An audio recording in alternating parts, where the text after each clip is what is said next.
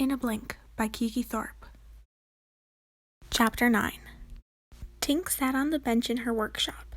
Sunlight gleamed off the saucepan as she studied the crack in its handle. "A tricky fix," she murmured. "Very tricky." "Tink!" a voice interrupted. "Not now," Tink told it. "I'm busy." "Tink!" the voice insisted. "Wake up!" Tink opened her eyes. She wasn't in her workshop. She was in a hammock in the willow room. Mia and Gabby were staring down at her. Tink frowned at them. "I was having the nicest dream," she said. "Prilla told us to wake you," Mia said. "Kate's gone." Tink sat up and yawned. "Maybe she went for a walk." Mia shook her head. "We asked around. Nobody in Pixie Hollow has seen her." Never a moment's peace with these clumsies, Tink thought with a sigh. But at least it will be over soon. Today, the girls would return to their own homes, and Tink could go back to her workshop. Just the thought of it filled her with energy. She hopped out of bed. "All right, let's find her," she said. Outside, they met up with Prilla and Lainey. "We just came from the beach," said Prilla. "We didn't see Kate there either." "Well, it's still early," Tink said. "She can't have gone very far." Just then, they saw Terrence coming toward them. Right away, Tink knew something was wrong. Terrence's wings sagged, and his glow was dim. "What's the matter?" Tink asked, concerned. "Someone stole fairy dust from the mill," Terrence said. "Vidya!" Prilla said with a gasp. "But how did she get it?" Vidya had stolen dust before, more than once. Because of this, she could no longer go near the mill. The queen had used fairy magic to make sure of it. But Terrence shook his head. It wasn't Vidya, not this time. "You'd better come see this." He glanced at Mia, Lainey, and Gabby, adding, "You come too." They followed Terrence downstream to the mill. A pumpkin canister was sitting outside its doors. Terrence lifted the lid. This was full yesterday. Tink and Prilla looked inside. Only a thin dusting, not even a cupful, remained in the bottom. "A clumsy stole the rest," Terrence said, looking hard at the girls. "You think we stole it?" Lainey squeaked, stunned. "We didn't steal anything," Mia said. Her dark eyes flashed. She put her arm around Gabby protectively. "Then explain this," said Terrence. He pointed to the mill door. There, outlined in fairy dust, was a girl-sized handprint. The girls looked at each other with round eyes. "You don't suppose," Lainey began. "Kate wouldn't steal," Mia said. But she didn't sound certain. "Kate's missing," Tink explained to Terrence, "since last night." "If she took the fairy dust, she could be on the other side of Neverland by now," he said. "It could take days to find her." "Today is the day the girls are supposed to go home," Prilla said. She turned to Tink. "What should we do?" Tink tugged on her bangs. She thought of the saucepan waiting in her workshop.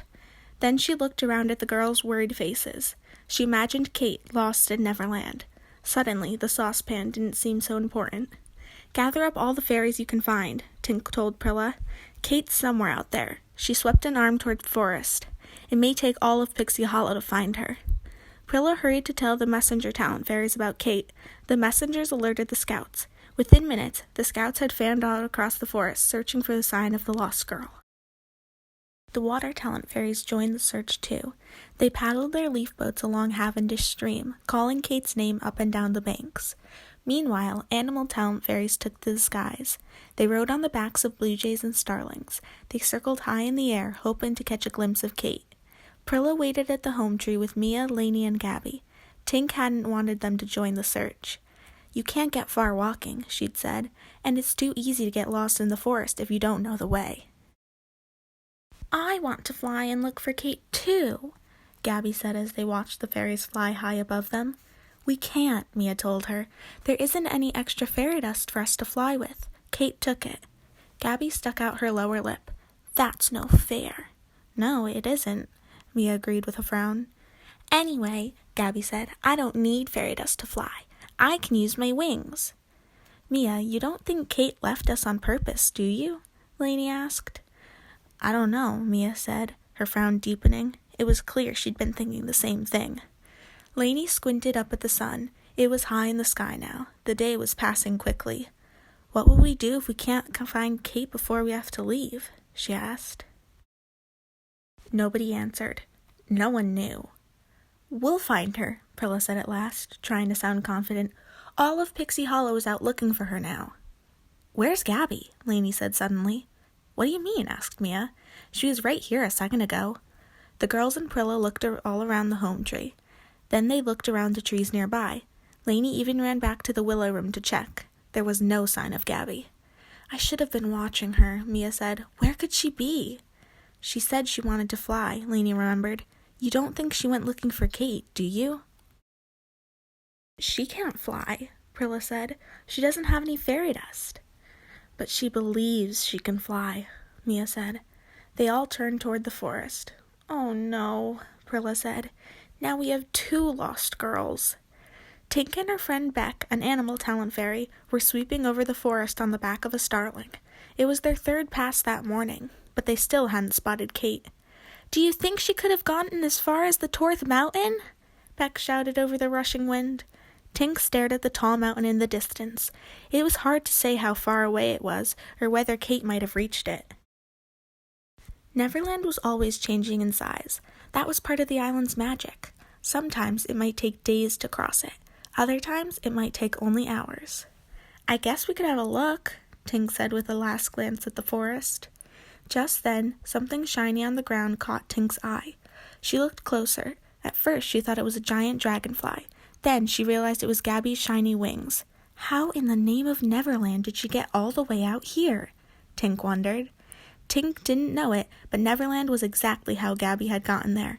The island had felt Gabby's belief. It had shrunk itself to help the little girl.